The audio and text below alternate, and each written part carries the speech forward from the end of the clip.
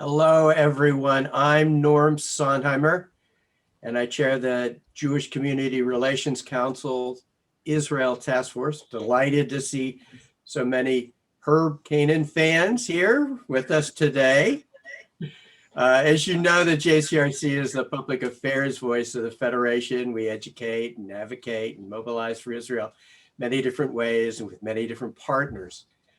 Likewise, the Federation works to identify global issues concerned to the Jewish community and address them on a local basis. So today's webinar is just one example of what we attempt to do.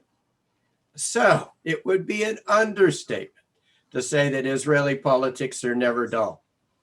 And as everywhere, the COVID-19 pandemic has brought special challenges for the state of Israel, which will hold its fourth election in a 2-year period on March 23rd. With the dissolution of the Netanyahu Gantz Coalition government, reigning fortunes of Benny Gantz's Blue and White Alliance and Gideon Sa'ar's formation of the New Hope Party, along with the change in administration here in Washington, Israel's domestic and international political future is once again up in the air. There are few people better suited, as so many of you know, to give a tour of Israel's current political landscape than Herb Keinon. Herb's the senior contributing editor and analyst at the Jerusalem Post and has covered Israeli politics for more than 30 years. I'm going to put a link to Herb's Jerusalem Post webpage in the chat for those of you that aren't following him. Herb's going to talk for about a half an hour and then answer your questions. You need to put your questions in the question and answer box, and I'll get them to Herb in the question and answer period. So please welcome Herb Keinon.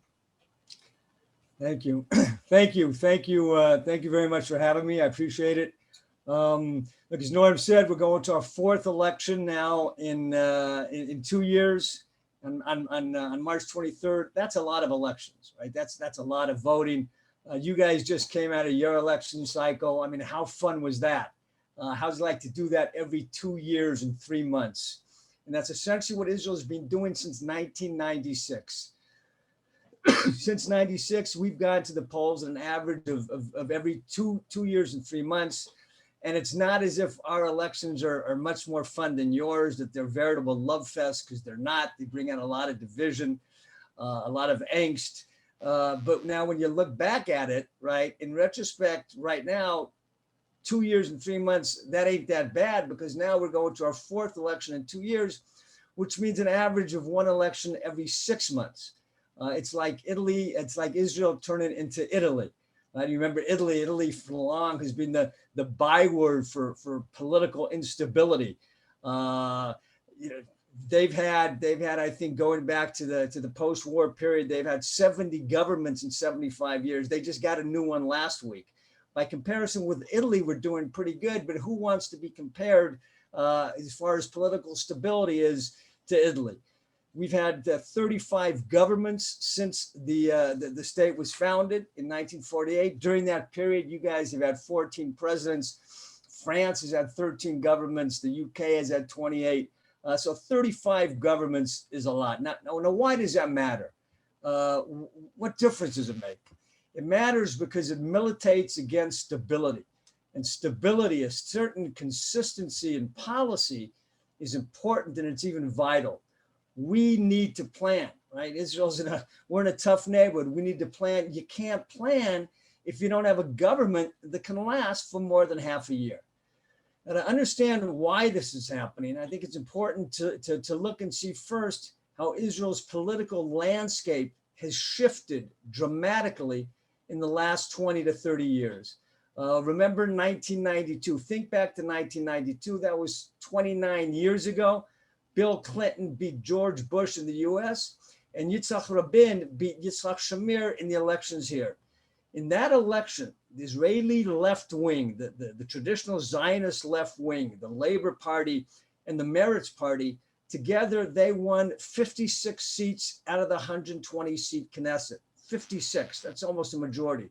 That was huge.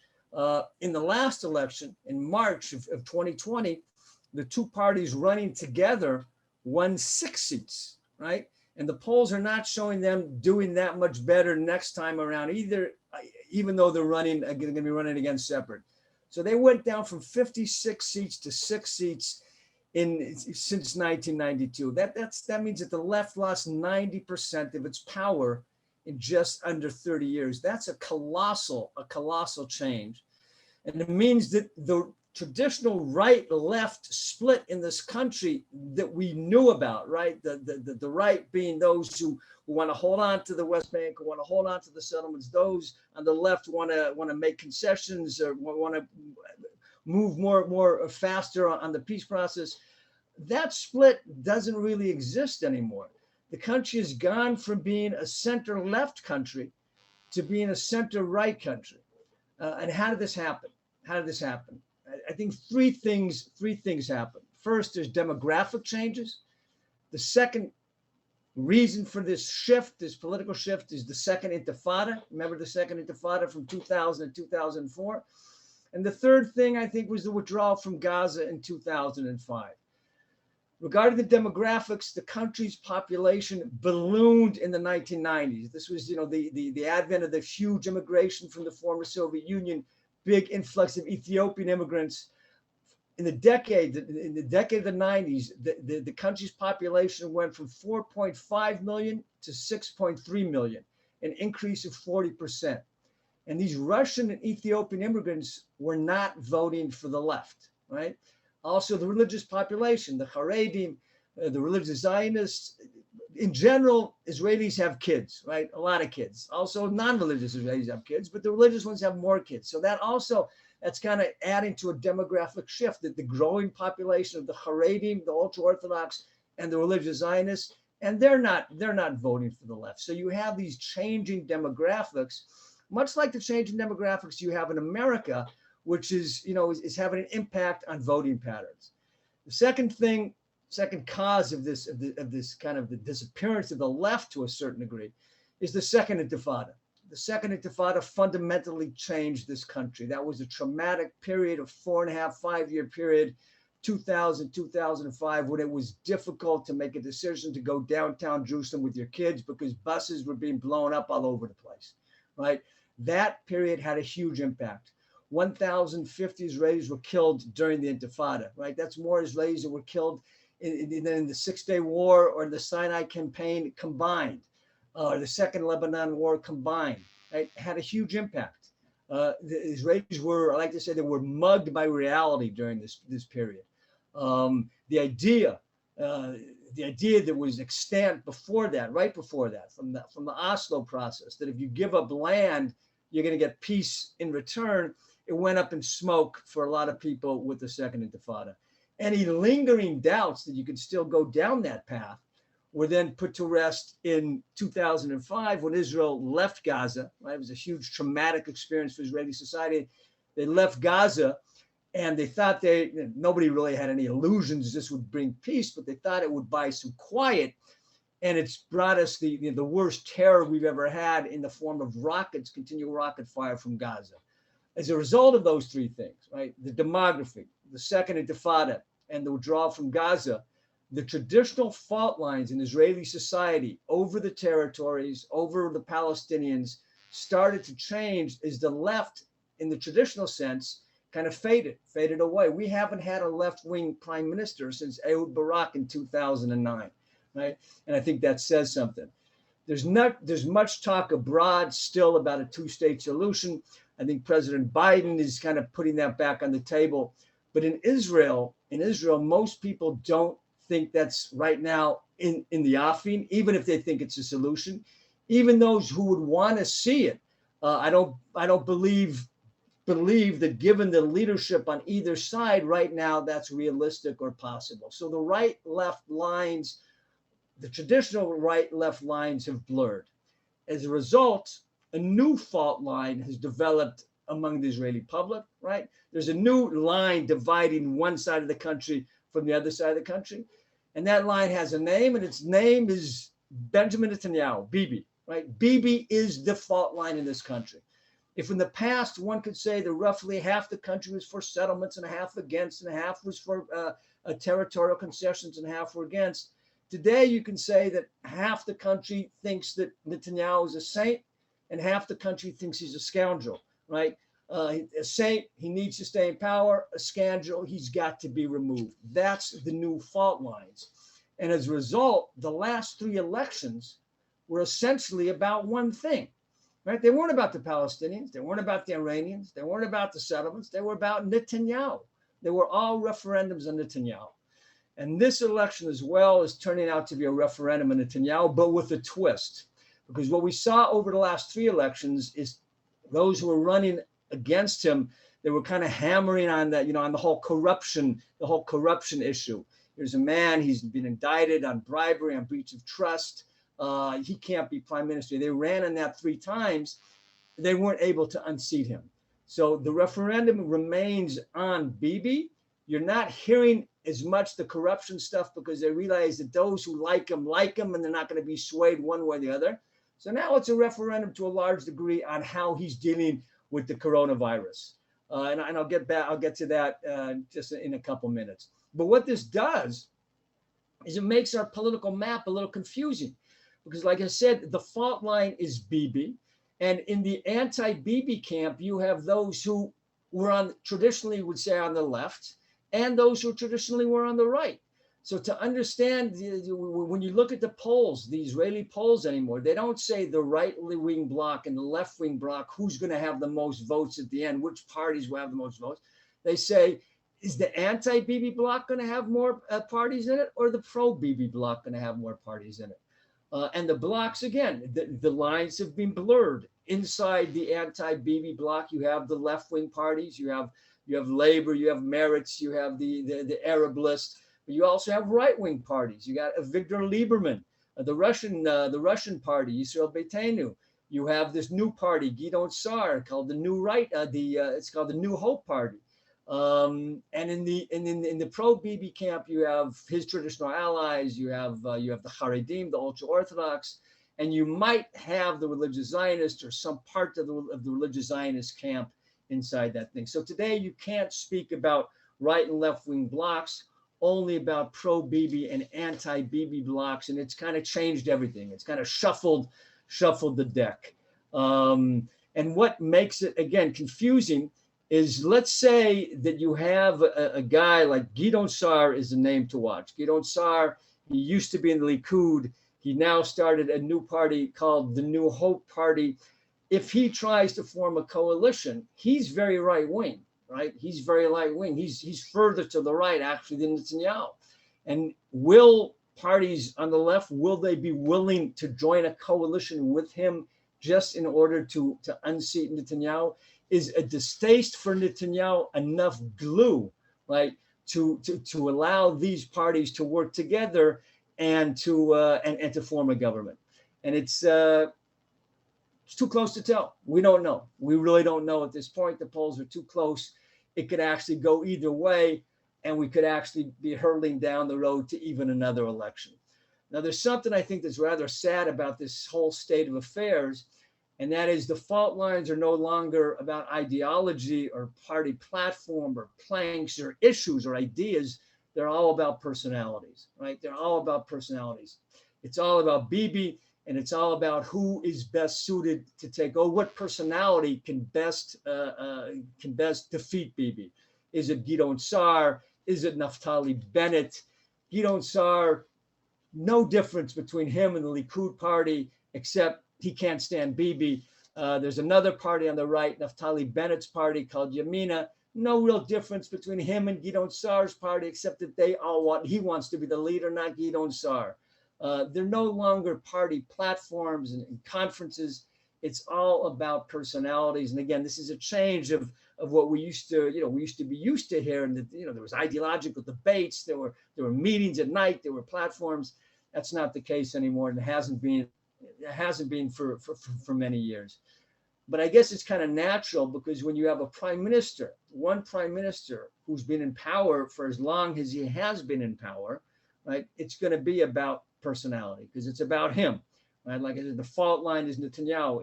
It's about him. It's fascinating when you think about it. Netanyahu has been in power now for some 15 years, 12 years of that continuously since 2009. I mean, Israel's only a state of 73 years. 15 years, that's 20%, more than 20% of the country's entire history. We've been governed by Bibi Netanyahu, right? And that's an incredible statistic. And if you put that in American terms, imagine one president for 20% of U.S. history. You'd have a president for 49 years, right? That'd be an experience. So what's going to be? Look, the elections, like I said, they could be as inconclusive as the previous three. The polls, 1 or 2 seats either way, and the anti-Bibi bloc is in or the pro-Bibi bloc is in. The only thing that could perhaps free Israel of this political logjam, this political stalemate, would be for Netanyahu to voluntarily step down, right? But that's not going to happen. That's not going to happen. Why not? I think there's basically 2 reasons. The first is I think he genuinely believes that he's the only guy who can lead Israel at this time. Netanyahu, and I followed Netanyahu closely when I was a diplomatic correspondent for 20 years, Netanyahu genuinely seems to believe that he was kind of touched by destiny to lead the country at this time, with Iran threatening, and that nobody else is up to the job. He believes that he's uniquely equipped, that Israel needs him or could face doom, and that no one else will be able to stand up to the Iranians, to pressure from the Americans or the Europeans, that only he can do it. Excuse me. The other reason I think he won't step down is because he genuinely believes that the elites are out to get him, and that the left, which has been unable to defeat him at the ballot box, as a result are doing it or trying to do it through legal means, right? And as the polling numbers show, his electoral base believes that. He has a base of about 28 to 32 seats, and these people are going to stand by him through thick and thin, no matter what happens in the courts. And again, we all know he's now, the trial is undergoing on three charges of corruption, of bribery, and breach of trust. Now, this idea that the elites are out to get him, right? Something that resounds or that echoes with his base, I think is compounded by a couple of elements. The first is that the indictments against him on corruption charges to some seem a bit flimsy. One of the charges is that he made a deal with the publisher of the largest website here to get favorable coverage in terms he would, as communications minister, give him something. There's not in the criminal codes around the world, you don't see that kind of charge. Some problematic tactics were used in getting people to turn state witnesses against him. Problematic behavior on behalf of some of those leading the case, like the attorney general, and all that has kind of led his base to say that maybe there is something to Bibi saying they're out to get him, and as a result, this is having no impact on the elections, right? Like I said in the beginning, those who are for him are for him. They know what's out there. They know what the charges are. It's not really going to matter that much. The trial is going to start again just a couple of weeks before the elections. Again, it's difficult to say what's going to be definitively, but there are certain elements in this election at play that Netanyahu did not have to deal with in the last 3 elections. The first is a challenge from the right.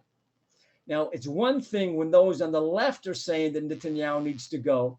It's another when those on the right are saying he needs to go because he's only being motivated by his own personal considerations.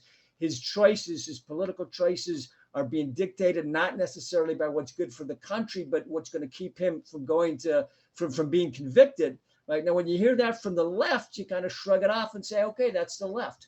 But when it's coming from the right, that's a different story altogether. And in this election, it's coming from the right. It's coming from Gidon Sar of the New Hope Party, right? So that's one difference. Another difference in this election is that there's no Donald Trump, right? In the past 3 elections, Trump actively campaigned for Netanyahu, and his close relationship with the president was something that Netanyahu played up to the hilt. It was an electoral asset in Israel. This won't be the case this time in Israel on 2 counts. First of all, Trump's not there to give him pre-election gifts like he did in two of the last three elections. Before the first election in 2018, Trump recognized Israeli sovereignty over the Golan Heights. Before the third election, he came out with the Trump of the century. Not coincidental that this happened right before the elections. Also, he won't be able to play up his relationship with Trump in this election like he has in the past, because that could boomerang. Because one of the opponents from the center left, Yair Lapid, will say, look, you hugged Trump so tight that you made our relationship with the new administration very difficult. And this is where the recent brouhaha about the non-call, the call non-call for Biden to Netanyahu comes into play into our election, right? I mean, this was a rather significant story in Israel for the last couple of weeks. The fact that it took Biden so long, it took him a month to call Netanyahu after calling most of America's allies before him. This is something that, we're not used to. Usually the president calls us very soon. Israelis want to be loved. We want to feel the love. We didn't feel the love because he didn't call us soon, so we started to fret. Look, I think we go overboard at times, but I think the fact that it took Biden a month to call does say two things. The first thing it says is that the Middle East is not the top priority for the U.S. foreign policy right now. And I think the second thing it says is that Biden did not want to do anything to help Netanyahu in this election campaign. Like I said, Trump helped Bibi twice in the past. Right now, you have Russian President Vladimir Putin helping Bibi again. I don't know if you've been following the story. There was a weird story that broke last week. There was an Israeli woman who wandered into Syria, right? The Syrians arrested her, and through the good offices of Putin in Russia, we were able to get her back. Now, what's interesting about this is the third time in this 4-election cycle that the Russian president has come through with a humanitarian gesture to the Israelis right before an election. Right before the first election in 2019, the Russians are in Syria, obviously. He said that they found the remains of Zaharia Baumel, a soldier who was missing for 37 years. Those remains were brought home right before the election. In the last election, there was an Israeli woman who was arrested on trumped-up charges in Russia of having some cannabis in her suitcase. She was flying back from India to Israel. She was sentenced to 7.5 years. 2 weeks before the elections, Putin pardoned her, right? And now you have this situation where Putin intervened with the Syrians and able to get this woman to come back to Israel. Israel released a couple of shepherds that they arrested who were around the border. They bought 1 million Sputnik viruses from the Syrians. But again, you see here that Putin kind of intervened here, right? I mean, because like James Bond said in Goldfinger, if something happens once, it's happenstance. If it happens twice, it's coincidence. If it happens 3 times, there's a pattern, right? So there seems to be a certain pattern here. Biden did not want to go down that route. He didn't want to make Netanyahu one of his first phone calls so that Netanyahu would not be able to use that to say to the electorate, look, I know Joe Biden. We've been buddies for 40 years. I can get along great with him. He didn't want to do that. The president didn't want to do that. Didn't want to give Bibi that edge up. So why did he call him in the end anyhow? Why was there a call last week? Because he couldn't not call. Because he couldn't wait until March 24th to talk to Mideast leaders, and he couldn't very well, call the president of Egypt or the president or the king of Saudi Arabia without first having called Bibi. Also, I think he realized, or people around him realized, that he was risking overplaying his hands because, again, Netanyahu is a consummate campaigner. He's the best there is. And what he started to do was he turned what could be a political liability, the lack of a call, into a political asset, right? How did he do that? He was asked on an interview show last week, right before the call, aren't you worried that the president hasn't called? He said, no, I'm not worried he'll call. But it's good to have a prime minister who can stand up even to the president of the United States. So again, you had a call, or you're just going to overplay your hand. A big selling point for Netanyahu over the last 3 elections has been his relationship with world leaders, with Putin, with Modi in India, with Bolsonaro in Brazil, with Trump. Obviously, not going to have that same thing this time, so that will have a certain a certain impact, I think, on these elections. He can't use that like he did in the past. Tellingly, Netanyahu took a banner picture he had on his Facebook page of him and the president off, right? It was him and Trump. He took that off his Facebook page. He replaced that with him getting the coronavirus vaccine. Equally telling is that his main rival, Yair Lapid, put on his Facebook page a banner photo of him and Biden. So that's how American politics plays into our elections. Why did Lapid do that? Because he wants to show that he could have a better relationship with the president. Some people are asking whether or not, as a result of the fact that Biden is in the White House, some Israelis might vote against Netanyahu because they want to have somebody in there who they think might be able to deal better with the U.S. president. I don't think so. Most Israelis don't think so strategically about how they're going to vote. They don't make the connections. They're not connecting those dots. Another major difference right now in this election, rather than the past one, is the pandemic, right? When Israel went to the ballot the last time on March 2nd, 2020, the virus had only been on our shores for 10 days. Lockdowns, capsules, the Zoom mega boom, these were all things of the future. The virus played no part in those elections. This time it's going to have a starring role. And not only because it's going to be an endless point of debate with Netanyahu saying that Israel vaccinating now at a faster pace than anywhere else in the world is going to be one of the first countries to emerge. And that's thanks to the sagacious decisions that he made, and everyone else, except maybe for the ultra-Orthodox, saying that his handling the crisis was an abysmal failure. It's part of the campaign. It's part of this election, and it hasn't been in the past. It's emerging as an issue for tens of thousands of people who in the last election did not have to worry about their financial stability, but this time very much have to do so, and that will likely or could have an impact on their vote. And this is actually unique for Israel, because Israel generally, we don't vote on economic financial issues, right? We vote on diplomatic security issues. This time, though, because of the virus, certain patterns that we've had in the past, we're not going to see this time. And health, financial, economic issues are the main things in the election this time. Israel's success in rolling out the vaccine and Netanyahu's hand in procuring all those vaccinations, right, is something that could play very much to his favor. Today, Israel started to come out of the third lockdown, right? They started to open up malls, they started to open up cultural sites, and we're going to be doing it slowly. And I don't think it's a coincidence, right, that as we get up to March 23rd, the country pretty much will probably be going back to normal. Now, for Netanyahu, this is very fortuitous, right? I mean, think back what happened in your elections. On November 3rd, you had the elections, and only 2 weeks later was there an announcement that there was a vaccine. Trump got hurt by his dealing with the virus. Netanyahu, because we're coming out of it now, the damage for him might not be as great as it was. One thing that the virus is doing that could hurt Netanyahu is, like Trump, he's great at rallies, right? Netanyahu is great at rallies. He's great at it. He's a tremendous campaigner. He's a tremendous orator, and he's able to fire up the base. He's not going to be able to hold those rallies, so that could tangentially have an impact on the campaign.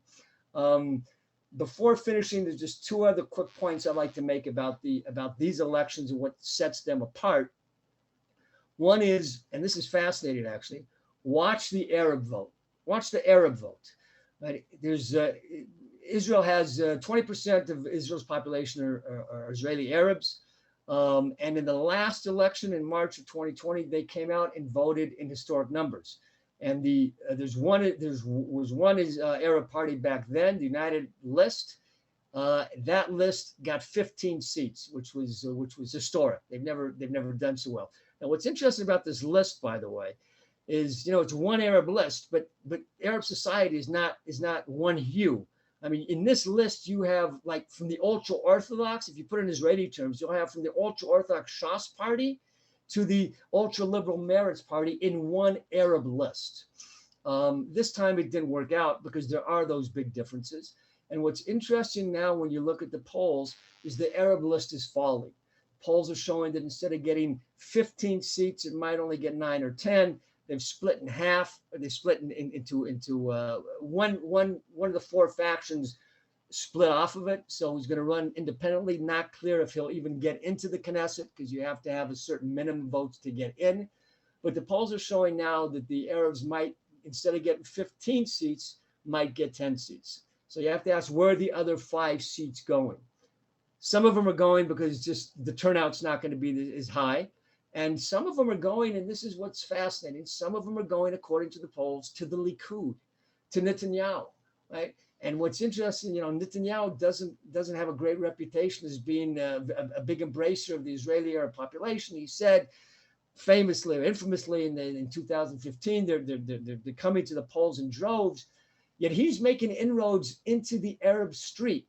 Now, why would Israeli Arabs now vote for Netanyahu, for Likud? And again, it's not as if it's a mass movement, but if you're talking about 1 or 2 seats, that could change the election. And why is this happening? I think there's two reasons for this. I think one of them is the Abraham Accords, right? What do we see with the Abraham Accords? The accords with the UAE and Bahrain and Sudan and Morocco. We saw that the UAE and Bahrain are willing to deal with a right-wing Israeli government with Netanyahu as its head, right? Even though they don't agree with how he deals with the Palestinians, because it's good for them, because they can benefit from it. And I think a lot of Israeli Arabs are saying, look, for so long, we have not been willing to work with a right-wing government, Israeli government. What good has that done us? How has that benefited us? We can benefit more by working with them than against them, right? And the other thing is, I think that, again, this has to do with the Abraham Accords. And that is that, what do we see with the Abraham Accords? The Abraham Accords went to the Knesset to get ratified. And the United Arab List voted against it. And the polls the next day showed that the Arab street favored those accords, something by 65% to 35%. So they were voting against what the people wanted. Now, why did the Arab List vote against it? Because they were listening to the Palestinian leadership, who were very much opposed to the accords, because they didn't want Israel to normalize with the Arab countries, right? But for the average Israeli Arab, he has a lot to benefit economically from these accords, right? First of all, it allows him to travel a lot easier. Secondly, there's a lot of business going to happen now between Israel and the Gulf countries. And believe me, if you're an Israeli businessman who wants to work in the Gulf, it's good for you to have some Arabic speakers on your team. And when somebody comes from the UAE and wants to set up shop in Israel, they'll probably be looking at the Arab-Israeli sector to help them. So for the guy in the street, these accords were good. The party voted against them, and I think that that could cost them at the ballot booth as well. Again, you don't have to see a massive shift. If you see 1 or 2 seats in the Arab sector shifting to the Likud, that's huge and could have a huge impact on the elections. Let me just conclude by saying one thing, and that's look, 4 elections in such a short time are tough. It's tough because elections, as you know, they're not kumbaya moments, right? They don't accentuate the positive. They accentuate the negative, the divisions. That's bad for any society. And to do one after the other, it gets very cumbersome.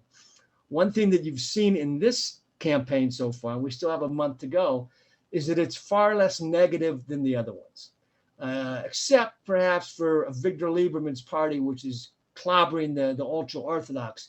You don't see the same degree of vitriol that you've seen in the previous 3.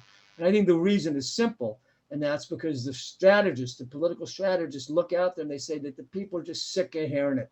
They're sick of hearing it. They've heard it already for 3 times. They don't want to hear it anymore. So the campaigns are much more positive, right, or far less negative than they were. I'll give you an example, right? Netanyahu has a reputation for being a divisive campaigner. He's not the only one, by the way. It's not fair to say he's the only one, but he has this reputation.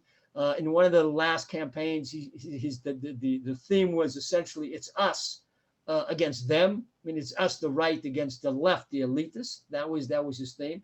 This time, his campaign motto is, our strength is in our unity, and only together can we continue to win. I mean, that sounds like a Jewish Federation law pitch, and not necessarily an Israeli campaign motto, but that's what he's running on. And he's running on that because I think those who are running the campaign realize that's what the people want to hear. They're sick of the negativity. They want something positive. And so in order to get their votes, you're going to have to stay clear of a completely negative campaign. So at least as far as that's concerned, right, that's one silver lining in this whole election situation. So let me end there. And if there's anything, I'll take any questions you have on anything. Thank you. Thank you, Herb. That's incredible. I mean, I'd love to hear the applause that you would have gotten if we were able to have you live. That was quite a talk. We're going to start the first question asking essentially, is Israel open to changing its electoral system so that it doesn't have this instability? Rank order voting, limiting the prime minister to 2 terms, raising the minimum number of votes necessary to get seats. What would you think? Look, I think there's a lot of frustration. You know, what we have just isn't working, so you have to change it. The problem with that thinking is that we've gone down that path in the past, right? Israel did change its system about 20 years ago when we tried direct elections of the prime minister, right?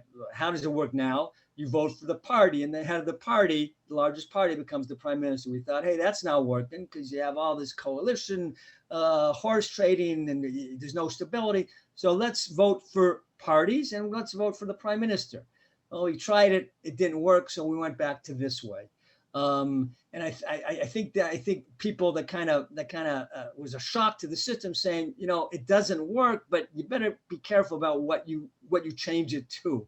You can't change it to American system because we're not America.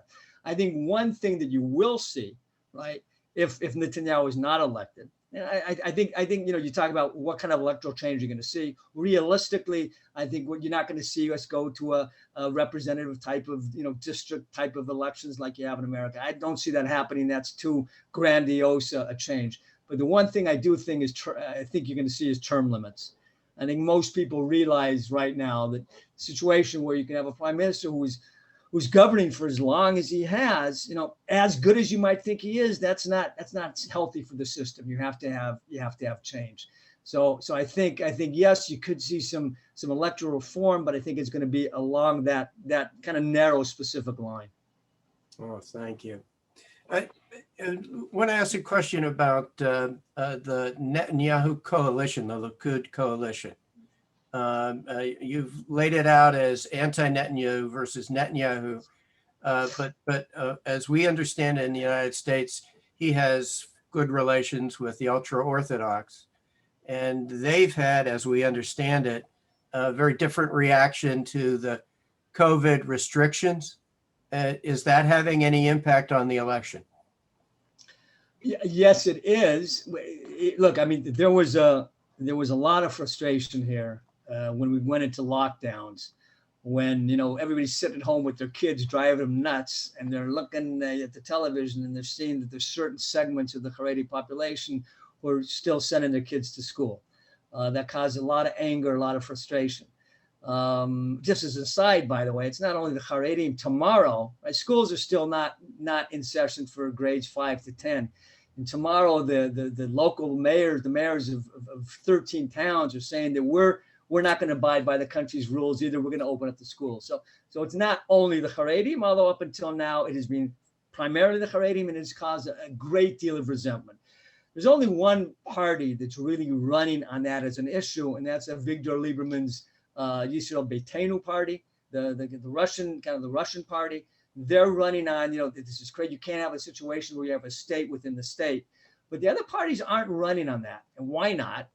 Because they're thinking about the day after the election. You know, they want to form a coalition. And it's going to be difficult to form a coalition if you bash those who later you might need to be in your coalition, right? You can't bash the Haredim tomorrow. Gidon Sar, right, or Naftali Bennett. They can't bash the Haredim tomorrow and then expect the Haredim to come into their government so that Netanyahu is not the prime minister. The biggest challenger, the second biggest party right now is Yesh Atid, Yair Lapid. This is the center-left party. He has a problem because he has a history with the Haredim of kind of being anti-Haredi. So even in this time when again, there's a lot of raw feeling towards the Haredim, he's not amping up the rhetoric because he would like to keep the door open as well. If we could we explore the differences? You laid it out clearly as Netanyahu versus anti-Netanyahu. Could we talk about are there discernible policy differences? For example, is it likely if there's an anti-Netanyahu government, will they have a different attitude toward the settlements? Will they have a different attitude toward the position of religious law and secular life, or to international relations? That's an interesting question. As far as settlements, no, because any anti-Netanyahu bloc that forms is going to have parties in it which are pro-settlement and parties which are not pro-settlement, right? I mean, if Yesh Atid, if Yair Lapid is going to form a government, he's going to have Gidon Sa'ar in that government. He's going to have the new Gidon Sa'ar's New Hope party in that government. He's going to have Naftali Bennett's party in that government, who he just won't have the numbers, right? So you probably won't see a big change in policy in that regard.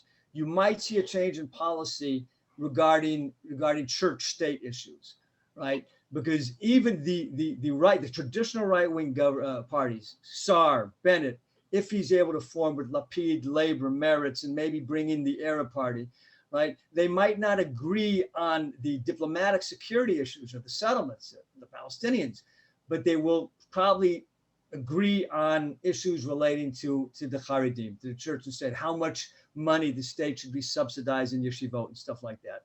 So if you have a government without the Haredim, you could have a situation where you see priorities change. But I don't think fundamentally it's not going to make a difference as far as the Palestinians. Also, remember, there's not a lot going on with the Palestinians right now. It's not as if there's something on the table that has to be discussed. As far as the other huge issue, right, that I didn't discuss at all, but it's a major issue, and that's Iran. There's no fundamental difference here between the parties on what they feel about Iran or what they feel about the Iranian nuclear deal, right? Except for the extreme left, pretty much everybody's against it. So I don't think you'd see any differences there. Where you might see a difference, and this has to do with more tactical difference, is in relations with the administration, maybe the tone will be different, right? Because a Lapid prime minister or a Star prime minister is not going to have the same historical baggage he has with the Democrats that perhaps Netanyahu has. But as far as actual policy changes, I don't see it. If I could clarify, by the administration, you meant the American administration. Yes. Right. Yes. And just to go a little further, is there any discernible difference that might occur in developing relations with Saudi Arabia and the other non-yet normalizing Arab states? No, I mean, again, that's a consensus issue here. Everybody's thrilled about that. It was fascinating that within a month of the relationship with the United Arab Emirates, when the airports were open, 130,000 Israelis flew to Abu Dhabi. Right? That's incredible, right? I mean, 130,000 Israelis haven't flown to Cairo in the 30 years that we've had relationship with Egypt, or 40 years we have relationship with Egypt. So that is a very, it's a consensus issue that everybody can gather around. And everybody's just hoping that the Americans kind of continue to put their shoulder behind this as well to move it forward. That's wonderful. You didn't mention one person you would have talked about just a little while ago, Benny Gantz. Right. His position in the election. Look, Benny Gantz is it's kind of an Israeli tragedy. It's interesting. The whole Benny Gantz phenomena is fascinating, because Benny Gantz came out of nowhere, right? I mean, he was a chief of staff who was, he was good, he was capable. People liked him because they like chiefs of staff. The Israeli army in this country is the most respected institution, and psychologically that makes sense. You send your kids into the army, you want to think that the guys in control are good. So the chiefs of staff are always popular. So coming out, when they end their term, they go into politics, they have a leg up just going in. Gantz had another couple advantages. He's tall, he's handsome, he looks good, he looks presidential, and people liked him. They didn't know much about him, but they liked him, and there was nobody out there other than him who could possibly challenge him. What was the problem? Nobody really knew where he stood, right? I mean, he was in the army for 4 years. You're not supposed to say what your political predilections are, and he did. So nobody really knew where he stood, and he ran. In his first campaign, it was a fascinating campaign. His strategist just didn't want him to talk, right? The less you knew, the better, because people liked the idea of Benny Gantz, the idea of a military man coming in and saving the day, right? He got in trouble when he had to start opening up his mouth and he had to start making decisions. And then we saw that those decisions weren't the greatest. What was another interesting thing, and this goes to Netanyahu's longevity. Netanyahu, one of the reasons I've always said that Netanyahu is in power for as long as he has is because he has come across as Mr. Security. He's presented himself as Mr. Security, meaning the country feels that when he's in power, your kids are safer, right? That's how he's presented himself, and that's how I think many people here feel. He doesn't run to war. This is counterintuitive. His finger is not fast on the trigger. We have not had a major war under Netanyahu. Just hasn't happened, right? And the terrorism under Netanyahu has toppled, right? Toppled. From 2000 to 2010, an average of 120 Israelis were being killed each year.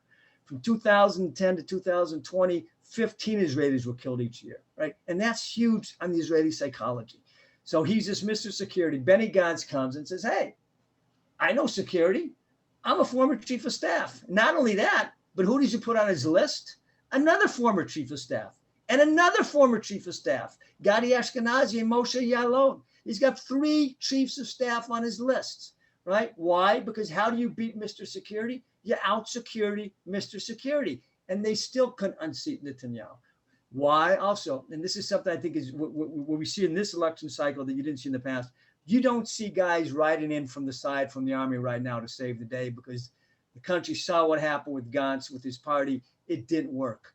Politics is a profession. It's a skill, right? It's a skill. You can't just come out of the army and think that you can do it. And I think the Israelis, some would say have matured to a certain degree to kind of take that halo off the idea, well, if you're a general or a successful general, you can be a good politician. It doesn't work that way. Oh, that's fascinating. We talked some up here about the Haredi, but you wrote a column where you talked about Netanyahu's acceptance of the Kahanist party or encouragement of them to form a coalition with another right-wing party. This is a major move, yes? And what does it mean? Yeah, it's a major move. It's not the first time he did it. He did it in 2019 as well. Let me explain it. In Israel, in order to get into the Knesset, you have to get 3.25% of the vote. That's called the electoral threshold, right? So I don't remember what it is. It's 60,000 votes or something. If you get 58,000 votes, right, you don't get into the Knesset, and all those votes are wasted. And if those votes are not counted, then those are right-wing votes. They're just going into the dumpster, and the left wing or the other bloc will gain from them. So what Netanyahu was trying to do, because he got hurt by this in the first election, was to make sure that these small, in the beginning, there were a lot of smaller parties here, and he wanted to make sure that they merged together into one so that each one individually would not pass the threshold, but together they will pass the threshold. And once they're over the threshold, they can split apart. So what he did is he was kind of the shadchan for the merger between one right-wing religious party and a kind of a neo-Kahanist religious party. He put them together, and the Likud signed a voter surplus agreement with them. What does that mean? What's a voter surplus agreement? It means that if I'm like 20,000 seats, 20,000 votes away from getting another Knesset seat, I don't have it. I'm shy of that. But I've signed an agreement with another party who's also shy, but they have no chance of getting it. Their votes will come over to me. It's a technical thing. It's a technical issue. in order to, again, to kind of save votes from being thrown out into the waste bin. Netanyahu did this in 2019, and he's done it again. What I wrote in my column is that that although Israelis kind of understand the mechanics of it, although obviously it's causing some kind of it's causing consternation here as well, right? Because this is a Kahanist party, people aren't exactly thrilled about it. But what it'll do for Netanyahu, I think, in Washington is that this is going to be raised, among the progressives. They're going to say, Netanyahu is a racist, and this shows that he's a racist. And it's something that could have negative effects, going down the line. But I also wrote there, and this is how Netanyahu works. Not only Netanyahu, but many people work this way. But this is, again, I think this is one of the secrets to his success or his longevity. He takes the next hill, right? I mean, if you're a general, you got to capture that next hill. And then you worry about the hill after that. Once you get on that next hill, you worry about the next hill. Right? Netanyahu realizes that his hill that he has to capture is he has to win. He has to become prime minister, and he's going to do this kind of this maneuver, this unpleasant maneuver, in order to take that hill. And how is he going to deal with the fallout afterwards? He'll deal with the fallout afterwards, right? He has supreme confidence in his ability to deal with what comes after. You could argue, is it smart? Is it good? I think that's the explanation for it. Thank you. We're almost out of time, and I've got two, and I do have some questions more on the election, but I have two very interesting questions that are beyond the election. So let me ask them and use that. First, I'm going to ask you both. Could you discuss the two-state solution and whether it's reality or fantasy? And actually, I want to ask a third question while I'm at it. Then the second question is, given the normalization of relations with the Arab states, is this going to have an impact on Palestinian Arab politics or policies? And the last one is, since you're talking to an American community, what can we help you advocate for within the American government and American society that would help the position of Israel in the world? Thank you. The first one about a two-state solution. Look, I think most Israelis, and not only most Israelis, most Palestinians realize that given the lay of the land at this moment in time, right, a two-state solution isn't a realistic solution. It's not going to happen. You just don't have the leaders on either side who are willing or able to make the compromises in order to make that happen. The Oslo began the whole two-state process in 1993. We spent 27 years, banging our heads against the wall, trying to make it happen. It didn't happen. It didn't happen not because, you didn't have smart people putting a lot of time into it. It didn't happen because the gaps were so wide that they couldn't be bridged. And those gaps remain. Now, one thing that I've noticed with the new administration is they're not coming in like Obama did, swinging for the fences, right? Remember when Obama came into office, on the second day in office, he appointed George Mitchell as a special envoy to the Middle East because he wanted to solve the problem. Like so many presidents but before him, he wanted to solve the problem. Biden's not going down that direction. He hasn't named a Middle East advisor. He's not talking about a marquee grand Middle East peace plan because I think he realizes that you just can't do it right now. And by saying you will, it raises expectations, which you can't achieve, and that makes the situation even worse. So I think the direction the administration is going into, and this is the direction I think the Israeli government can live with, is take small steps to make the situation better. Instead of swinging for the fences, instead of conflict resolution, let's try conflict management. Maybe we can manage it better, keep things at a low boil. Hopefully that certain developments around the region will make it easier for perhaps in the future, sometime in the future, to make it happen. Even like I said, even those on the left in Israel who are very much in favor of a two-state solution, I don't think they really believe that with the Palestinians divided between Gaza and the West Bank, between Hamas and Fatah, with Abu Mazen and the Hamas leadership, right, that there's any realistic possibility of doing it right now. So let's not delude ourselves. The Abraham Accords, that does change things, right? That does change things. And I think the hope, one of the hopes of the thing is that if you have these relationships, good relationships with the Arab countries, these Arab countries who have good relations with the Palestinians, and these Arab countries would like to get the Palestinian issue off the burner because they want to deal with us and we want to deal with them, right? Because we have a lot to give each other. They have a lot, we can give them a lot, they can give us a lot. It'd be good for them, it'd be good for us. We're seeing this with the UAE. So they might prod the Palestinians perhaps into compromising on issues that in the past they weren't able to. At Camp David in 2000, the whole deal between Ehud Barak and Arafat, it broke down to a large degree over Jerusalem. They couldn't agree on Jerusalem. Barak put an offer on the table, a generous offer, half of the city essentially. Arafat said, I can't make a decision. Jerusalem isn't mine. It's the whole Arab world or the whole Muslim world. I got to talk to the leader of the Arab world at the time, who was Hosni Mubarak in Egypt. He goes to Mubarak. Mubarak says, don't do it. Right now, if you'd have that same thing today, right, and he'd go and he'd take it to the Saudis or the Emiratis, right? He's not going to take it to the Egyptians because they got enough service of their own, right? What would they say? Would they say, don't take it?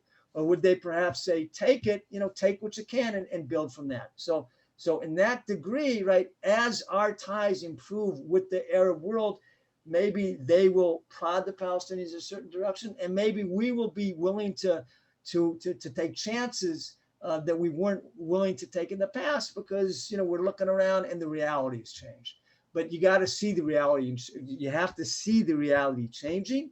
And the beauty of these Abraham Accords, at least with the UAE and Bahrain, it's not going to be with Sudan, it will be with Morocco, is that you can actually see and feel and touch something. And that's important.